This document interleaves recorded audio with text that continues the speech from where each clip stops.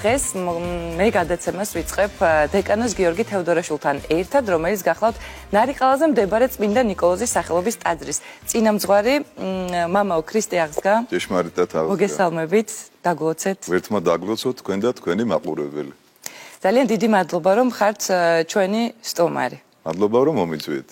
ესე იგი ძალიან მნიშვნელოვანი პერიოდია, მამაო, აღდგომიდან ამაღლებამდე პერიოდი. მინდა რომ აი ამ საკითხზე გვესაუბროთ და ამ ყველაფრის მნიშვნელობას. დიახ, საეკლესიო სწავლებით კაცობრიობის ისტორია იყოფა სამ ნაწილად. პირველი ადამიანის შექმნა, მისი დაცემა და გამოძევება, ექსორიობა სამოთხიდან, შემდგომში მესიის მობრძანება, მისი შობა, ჯვარცმა და აღდგომა და მესამე პერიოდი, რომელსაც ჩვენ ვიმყოფებით, ეს არის უკვე აღდგომიდან, ამაღლებიდან მეორედ მოსვლამდე.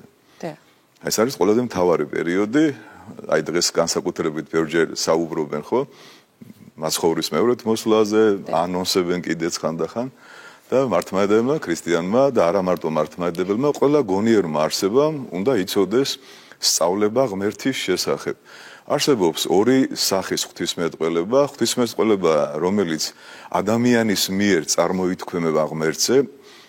ეს ნაკლებად სარწმუნოა, იმიტომ რომ ძალიან ბევრი ღვთისმეტყველი გვყავს ჭყალებში, თეოლოგებს რომ ეძახიან, მაგრამ ყველაზე მთავარი და ჩვენთვის აუცილებელი ეს არის, როცა თვითონ ღმერთი ღვთისმეტყველებს საკუთარ თავზე.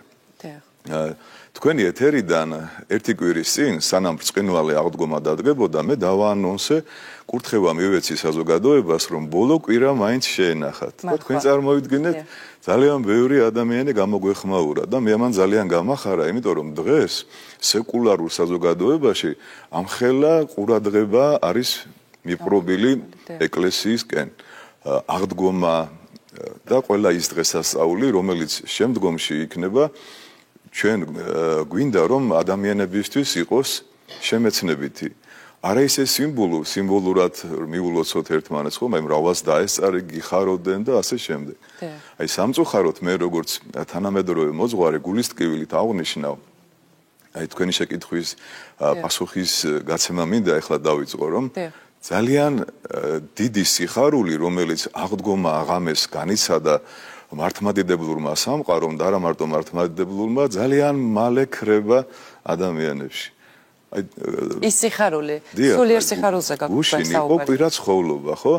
და უკვე ტაძარში აშკარად იგრძნობოდა სიმცირე მრევლის, ის დიდი რაოდენობა მრევლის უკვე ფაქტიურად განახევრებული იყო ყველა ტაძარში. აი ამიტომ მე ვეცდები რომ ადამიანებს შევახსენო აღდგომიდან ამაღლებამდე რა განსაკუთრებული მოვალეობა და განცდები აკისრი ადამიანს. პირველ რიგში ეს არის სიხარული. სულიერი სიხარული, რომ ჩვენ თუ კი აღდგომას 59 დღიანი მარხვით ვეგებებით, ისე მარტივად ვერ გაიგებ, ხო, რას ნიშნავს ბრწყინვალე აღდგომა? მეტიც კიდევ სანამარხვა დაიწყება 4 მოსამზადებელი კვირა გახლავთ და ხო არ შეიძლება რომ აღდგომის შემდეგ ესე უცბად დაკარგოს სიხარული, დღესასწაულის განცდა, დღესასწაული რას ნიშნავს?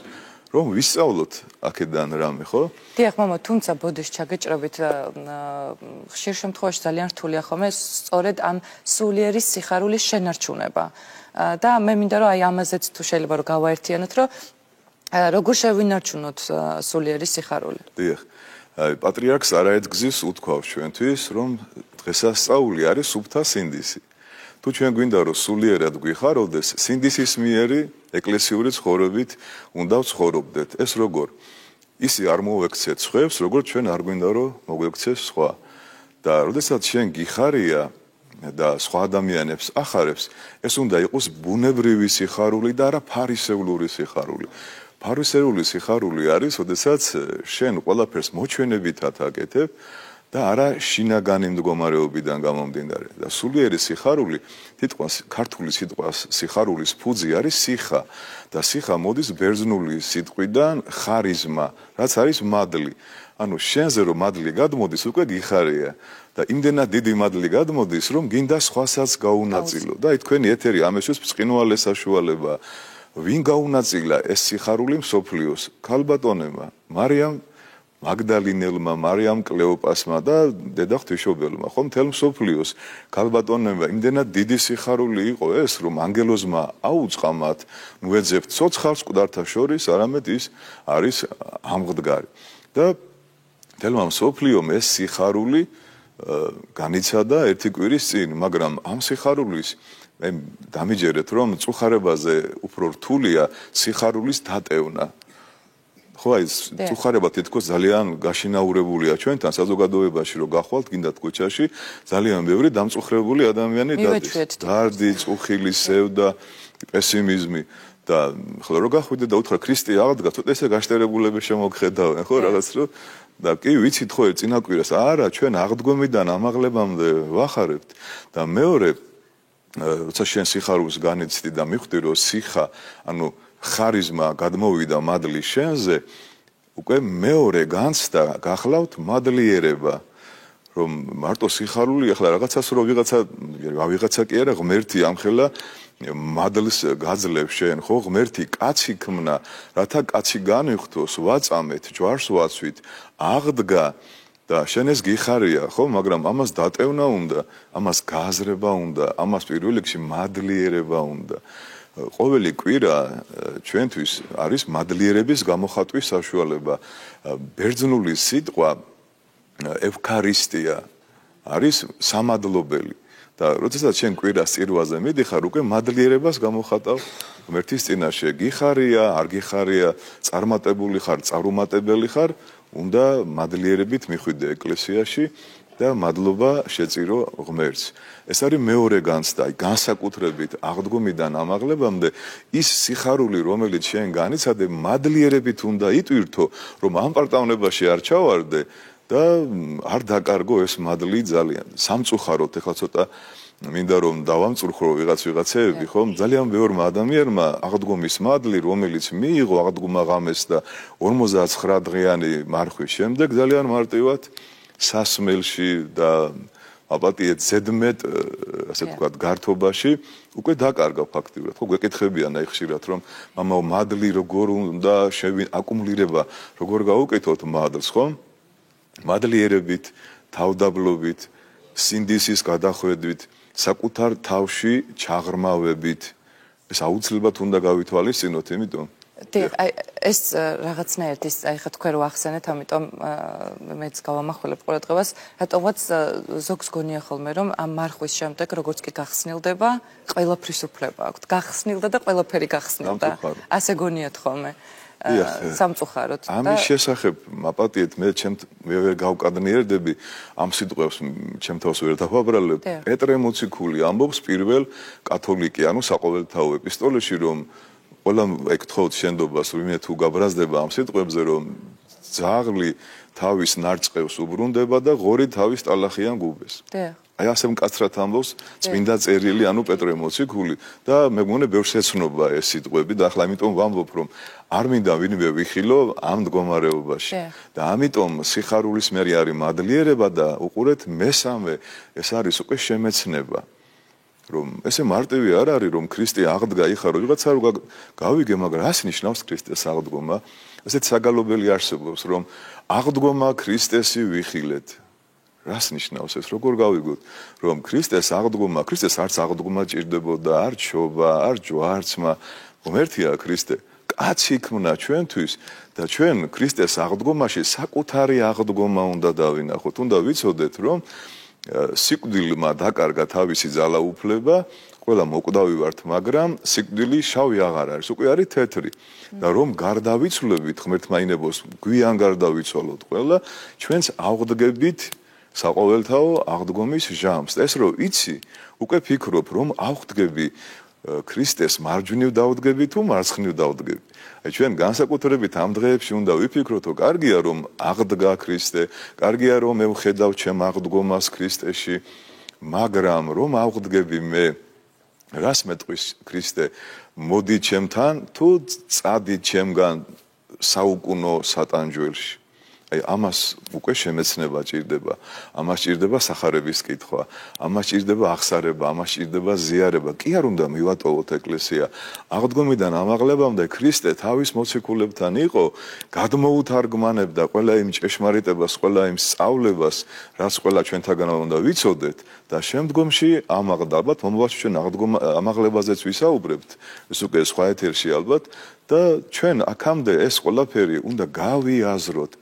ვერტიკალურად მოსიარულე არსება ვერ იქნება ადამიანი თუ არ არის ის ჰომო რელიგიუსი, თუ ის რელიგიური პიროვნება არ არის, თუ არ არის ჰომო საპიენი, ანუ გონიერი, თუ არ არის ეთიკური, ანუ ზნეობრივი, თუ არ არის საზოგადოებრივი და თუ არ არის შემომქმედი, ანუ იარაღის მკეთებელი, ხო? და ეს ყველაფერი უნდა გავიაზროთ უფლის შემეცნებიდან გამომდინარე. ეს უნდა გავიაზროთ მოძღვართან ურთიერთობაში, ბევრი წიგნების კითხვით, ასეთი გადაცემების მოსმენით, ხო? მოძღვართან ურთიერთობით, თავდაბლობით, სიყვარულით და სასოებით. იმიტომ რომ ყველაზე მეტად დღეს საზოგადოებას აკლია რწმენა, რწმენა კი თითქოს ბევრს აქვს, მაგრამ ჯანსაღი რწმენა გვჭირდება, აი ჭეშმარიტ რწმენას რომ ეძახიან. აი რა არის ჭეშმარიტი რწმენა? ჭეშმარიტი რწმენა საქმეების გარეშე არის მკვდარი. მარტო ტკბილი სიტყვებით რომ გაიხარე, ბედნიერი იყავი, რასაყვარელი ხარ, აძვირფასი ხარ, ეს არ არის საკმარისი.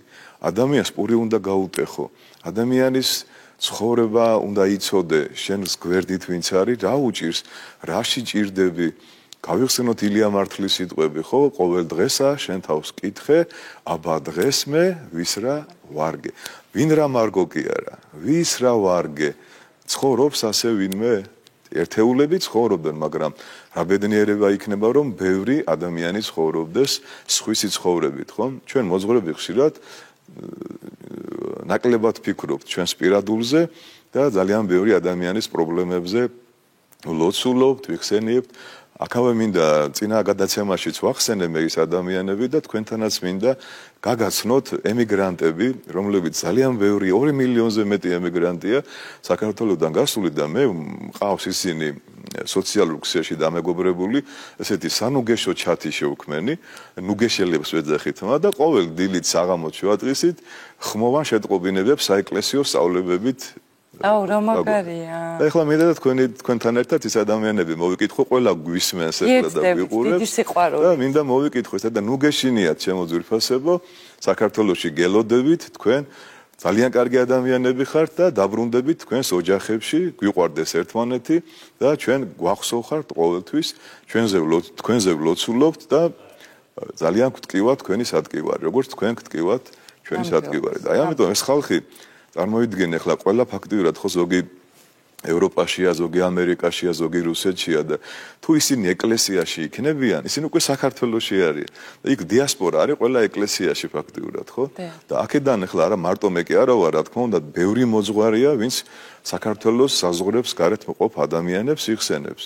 და ეს არის ზუსტად ჭეშმარიტი რწმენა, ამით არ მთავრდება რომ ქრისტე აღდგა და წავედი სახლში, ხო და წითელი კვერცხი გავტეხე, პასკა, საფლავზე გავედი და ასე შემდეგ. დიახ, აი საფლავ. მივედით საფლავამდეც მივედით. დიახ, კი, ძალიან მაინტერესებს და ჩვენს მაყურებელსაც აინტერესებს. კვირას და ორშაბათს ხდება ხოლმე ერთი ამბავი მოგეხსენებათ. მაინტერესებს როდის არის სწორი რეალურად რომ გავიდეთ საფლავზე და აი ბრწყინვალე შვიდეულში რა პერიოდში შეგვიძლია და გვაქვს უფლება. თქვენ დამასწარეთ ფაქტიურად რომ ერთი ამბავი ხდება მართლა. ამაში არაფერი ცუდი არ არის, მაგრამ იმის თქმა დღეს რომ არ ცოდნა, არ ცოდვა, ცოტა უხერხულია რა. უკვე აღარ არის მაგის დრო, ეხლა რო თქვათ, არ ცოდნა, არ ცოდვა. კომუნისტების პერიოდში ხო ორშაბათი სამსახურში გადიოდა ყველა და კვირას ცდილობდნენ ადამიანები რომ საფლავზე გასულიყვნენ. მე მაშინ პატარა ვიყავი და მთელი დღე გადაცემები გადიოდა ტელევიზიაში, ისეთი გადაცემები რომ აღდგომა ღამეს არ წავსულიყავით ლიტანიობაზე და მე მეორე დღესაც რომ არ წავსულიყავით საფლავებზე, მაგრამ ვერავინ და ვერაფერმა ვერ შეაჩერა ადამიანი რომ არ გავიდეს მორწმუნეა, არ არის მორწმუნე, ეკლესიურია, შეინახა მარხვა, არ შეინახა, ყველა 90% ეს ძალიან კარგია საფლავზე რომ გადის, ოღონდ მაგრამ ეხლა ერთი დიდი მაგრამ უნდა ვთქვათ ამასთან დაკავშირებით, იმიტომ რომ საფლავზე წარმართებიც გადიოდნენ და იქ ტრაპეზობდნენ, ანუ მიირთმევდნენ და სვავდნენ. ეს არის მკრეხელობა, ეს არის დედა ეკლესიის შეურაცხყოფა და წარმართობაში დაბრუნება. საფლავზე ცხვრის დაკლა, რამე რიტუალების შესრულება, ეს არის საპასექო კრავის ქრისტეს შეურაცხყოფა.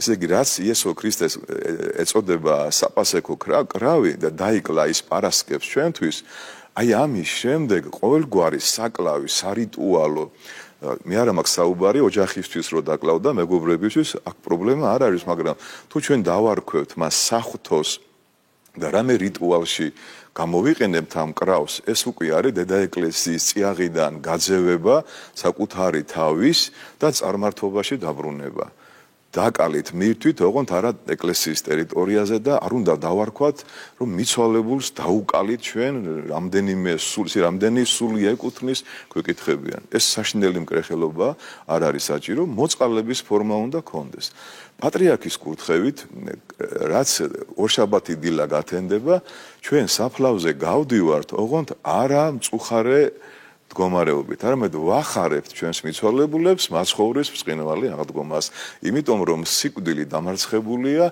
გლოვა დასრულებულია და საფლავზე ტირილით არ გავდივართ, ვაუწყებთ, ვახარებთ. აქავე მინდა დავძინო, რომ საფლავზე დატოვება პასკების და კვერცხების არ არის ის პასკა ნაკურთხია, ის კვერცხი ნაკურთხია და შეიძლება პირუტყვემა ან ბუნებამ წვიმამ დააზიანოს. ეს უნდა გავცეთ ასევე მოწყალების სახით, იქ არ უნდა დავტოვოთ. უნდა გავცეთ მოწყალების სახით. აი ასევე ერთი მომენტი მინდა რომ არ დამავიწყდეს. აი თქვათ გავედით ჩვენი მიცვალებული საფლავზე და გვერდით არავინ არ გამოსულა და არის აბალახებული და არის ეკალვარდი. ძალიან დიდი სიკეთე იქნება რომ იქ ტრაპეზის მაგივრად აი საფლავი სადაც არავინ უპატრონო საფლავია ის საფლავი მოვაწესრიგოთ აი ხვალ განსაკუთრებით მე ვიცი რომ ხვალ ბევრი ადამიანი გავა თომას სამშაბათია იმიტომ რომ მერვე დღეს გამოეცხადა თომას იესო ქრისტე და მაგიტომ ეს არის დადგენილი თომას სამშაბათი და აი ხვალ ვინც გახვალთ და ეკლესიურად გააკეთებთ ყველაფერს ერთი საფლავიც რომ გავასუფთავოთ აი ესეთი სწავლება აქვს ეკლესიას წმინდა მამებს რომ არ არსებობს საფლავი რომ ერთი წმინდანი არ განისვენებდესო იქ და შეიძლება ჩვენ აღმოჩნდეთ რომელიმე წმინდანის საფლავის გამსუფთავებელი რამხელა წყალობაა ჩვენ წმინდანები მარტო მამა გაბრიელი და წმინდა ილია მართალი გვიცით რამდენი წმინდანია რომ სახელი და გვარი არ ვიცით და მისი საფლავი შეიძლება აბალახებულია რამხელა სიკეთე იქნება რომ რაც ჩემი საფლავს მივხედავ ჩემი ახლობლის საფლავს მერე გავასუფთავოს ხვისი საფლავი ხო ყველა ადამიანმა რო ასე გააკეთოს მე მგონი აღარ აი უკვე ხვალ ჩვენ გავდივართ რომ რა თქმა უნდა იგივე ხარება არის რომ ჩვენს მიცვალებულებს ვახაროთ და ჩავფიქრდეთ ჩვენს გარდაცვალებაზე ჩავფიქრდეთ რომ იქ რომ წევს დედა, მამა, პაპა, ამბებია, არ ვიცი მე რამდენ ხანში აღმოჩნდები ამ მდგომარეობაში და უფრო მოიმატებს ჩემი რწმენა. უფრო სულიერი გავხდები, უფრო დავფიქრდები, რომ იქ იცით რომ სიკვდილი ძალიან გაახალგაზრდავდა, ჯვარი ეწეროს ყველას, მაგრამ პატარა ბავშვები რამდენია გარდაცვალებული, ხო?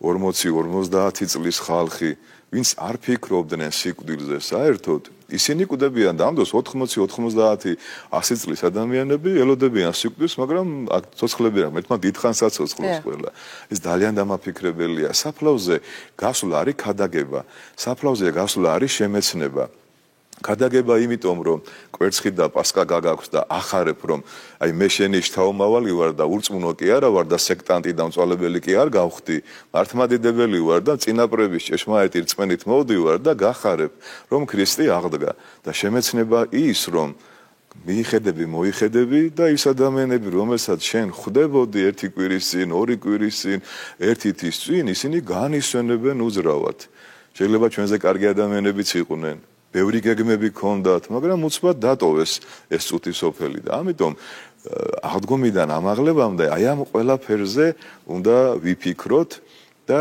სიხარულით შევხვდეთ მერე მაცხოვრის ამაღლებას. დიახ, და აი საფლავის კურთხევაზე გკითხავთ, რამდენ ხანში ერთხელ უნდა იკურთხოს საფლავი ზოგადად? აი, გითხარით, რომ აღდგომის მეორე დღეს, ორშაბათს არის პატრიარქის განჩინებით საფლავების კურთხევა, მაგრამ როცა აქვს დაბადების დღე, თქვა და როცა გავდივართ საფლავზე, კარგია რომ რამდენჯერმე ვაკურთხოთ. საფლავის კურთხევა არის ფაქტიურად პანაშვიდის გადახდა და იმ მიწის და ტერიტორიის კურთხევა, სადაც და რატო ხდება კურთხევა, აი დაუკვირდით კარგად, ამას ბევრი ვერ იგებს.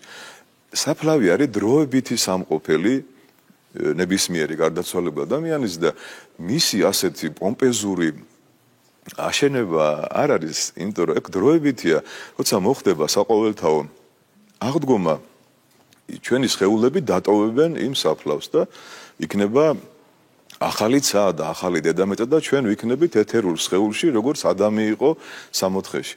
და ცოტა ურწმუნო ადამიანები ძალიან ესე პომპეზურად აკეთებენ ყველაფერს, რომ გონიათ, რომ ის სამუდამოდ იქ უნდა დარჩეს. არ არის საფლავის სამუდამო სამყოფელი და ვაკურთხებთ, რომ ის მიწა, ის ტერიტორია იყოს უფლის ფარველობის ქვეშ. როგორც ჩვენი სახლი ეკურთხება, რა თქმა უნდა, სახლის კურთხევა სხვა რამეა, მაგრამ დაახლოებით უფალს ვაბარებთ ამ მიწას, რომ აქ განისვენებს მართლმადიდებელი ადამიანი, ჩემი ახლობელი და მინდა შენ ჩაგაბარო მისი სული, მისი სხეული, მისი სამყოფელი, დროებით სამყოფელი სხეულის, იმიტომ რომ აი თქვენ წარმოიდგინეთ, რამდენი ადამიანია ეხლა გარდაცვალებული, ხო? 8 მილიარდი ადამიანი ცოცხალია და მე მგონი 10 მილიარდი უფრო გარდაცვალებულია, ხო? და უყურეთ, ისინი ელოდებიან, ისინი სრულ ნეტარებაში კი არ არიან. ადამიანი არის სული და სხეული. ანგელოზი არის მარტო სული და ცხოველი არის სული, სხეული და სამშვინველი. ადამიანს აქვს მარტო სული და როცა სხეული, სული სასუფეველშია და სხეული მიწაში, მარტო სული სრულ ნეტარებას ვერ განიცდის და როცა მოხდება საყოველთაო აღდგომა, სული და სხეული ისევ შეერთდება და უკვე სამუდამო ნეტარებას დაემკვიდრებენ მართლები, ისინი ვინც მართლმადიდებლური ეკლესიის წესებით ცხოვრობდნენ და უფლის კაცმოყვარეობით ცხოვრობდნენ და სამწუხაროდ არავის არ მინდა უსურვო, საუკუნო სატანჯველში გაემართებიან ისინი, ვინც სამწუხაროდ არც მარხულობდნენ, არც ცოდვებს ინანიებდნენ, არც აღსარებას ამბობდნენ, არც სიკეთეს აკეთებდნენ და ცხოვრობდნენ წარმართული ცხოვრებით. დიახ, მამაო, და ბოლოს მინდა გკითხოთ, აი ამ პერიოდში აღდგომიდან ამაღლებამდე პერიოდში განსაკუთრებულად აი რომელი ლოცვები ან ფსალმუნები შეიძლება რომ ვიკითხოთ? აი ხვალიდან უკვე ფსალმუნების კითხვა შეიძლება რომ დავიწყოთ და განსაკუთრებით ისეთი არაფერი, მაგრამ აი ჩვენ მე მინდა ყველაზე გავამეორე, სამწუხაროდ გვეკითხებიან ძირითადად ლოცვებზე, მაგრამ იოანეს სახარება უნდა ვიკითხოთ ამაღლებამდე. არ ეწყინოს არავის თანამედროვე ქრისტიანები სახარებას ეამბორებიან, მაგრამ არ კითხულობენ. სახარება უნდა ვიკითხოთ, ფსალმუნები უნდა ვიკითხოთ და შეგვიძლია რომ ყოველ კვირას მივიდეთ აღსარება ვთქვათ და ვეზიაროთ, ნუ გავზარმაცდებით, ნუ დაუბრუნდებით ძველ ცხოვრებას, ის მადლი, რომელიც ჩვენზე გადმოვიდა, შევინარჩუნოთ, სხვასაც გაუნაწილოთ და ჩვენი ცხოვრების წესით გვეტყობოდეს, რომ ქრისტიანები ვართ, რომ სიხარული გაგვაჩნია, მადლიერება გაგვაჩნია და შემეცნება სახარების გარეშე ბუნებრივია არ გამოვა. კომენტარებით, რა თქმა უნდა, მამათა დარიგებებით, მოძღვართან ურთიერთობით და დამერწმუნეთ, რომ ჩვენ მართლა ბედნიერები ვიქნებით, მართლა გვექნება ჭეშმარიტი რწმენა და ჩვენს გარშემო ესეთი კარგი სიტყვები აქვს სერაფიმ საროველს, საკმარისია ერთმა ადამიანმა მოიპოვოს სულიწმიდის მადლი, მის გარშემო ათასები ცხონდებიან. ერთ კორპუსში რომ ერთი მორწმუნე ცხოვრობდეს, ნამდვილი მორწმუნე, მთელი კორპუსი მოექცევა. სოფელში ერთი მორწმუნე რო ცხოვრობდეს, მთელი სოფელი მოექცევა. სამწუხაროდ არ არის ასე. ვირიქით ცხოვრობს მორწმუნე, მაგრამ ყველა მიცის რომ ეს ადამიანი დადეს ეკლესიაში, მაგრამ ცხოვრების წესით სამწუხაროდ არ ეტყობათ. ამიტომ წმენა საქმეების გარეშე არის მკვდარი და ის სიხარული, ის ბედნიერება, ის მადლიერება, რომელსაც ჩვენ დღეს განვიცდით, ამაღლებამდე კი არა, მთელი წლის განმავლობაში უნდა გქონდეს, სანამ მეორე აღდგომა არ დადგება და დამერწმუნეთ, რომ ეს ყველანაირ სიხარულზე აღმატებული სიხარულია სულიერი სიხარული. აი თქვენს გადაცემაში მე ხშირად ვადევნებ თვალს, ხო, მოგყავთ ნიჭიერი მუსიკოსები, მომღერლები, ეხლა ჩემს მერეც გამოვლენ ალბათ და წარმატება მინდა უსურვო მათ. ეს კარგია, ეს ხორციელი სიხარულია. სამწუხაროდ მალე მთავრდება. მე საღამოთი ჩართავენ, რაღაც თოქ-შოუ იქნება, რაღაც გასართობი, მაგრამ რო გამართავენ, ისევ მოწყენ რაღაც სერიალებად, მაგრამ ეს სულიერი სიხარული, ეს არ არის მატერიალური სიხარული, ეს არის უფალთან ურთიერთობის აღდგენა. და ეს არის მარადიულისი, თუმცა ჩვენ რა თქმა უნდა არ ვარყოთ ხორციელ სიხარულსაც. ადამიანი არის ხორციელი და სულიერი არსება. ხან ხორციელად უნდა უხაროდეს და ხან სულიერად უნდა უხაროდეს და სულიერმა სიხარულმა უნდა კვებოს ხორციელი სიხარული და იქნება ჰარმონიული ურთიერთობა ადამიანში. კი ბატონო და ამიტომ გთხოვთ რომ ხშირად იყოთ ხოლმე ჩვენი სტუმარი და ხშირად ვისაუბროთ ხოლმე სხვა თემებზე. უფალი თუ ინებებს მე გეწვევით როცა მომიპატიჟებთ. აუცილებლად. ძალიან დიდი მადლობა, უღრმესი მადლობა რომ იყავით. ასეთი კარგი კითხვებისთვის.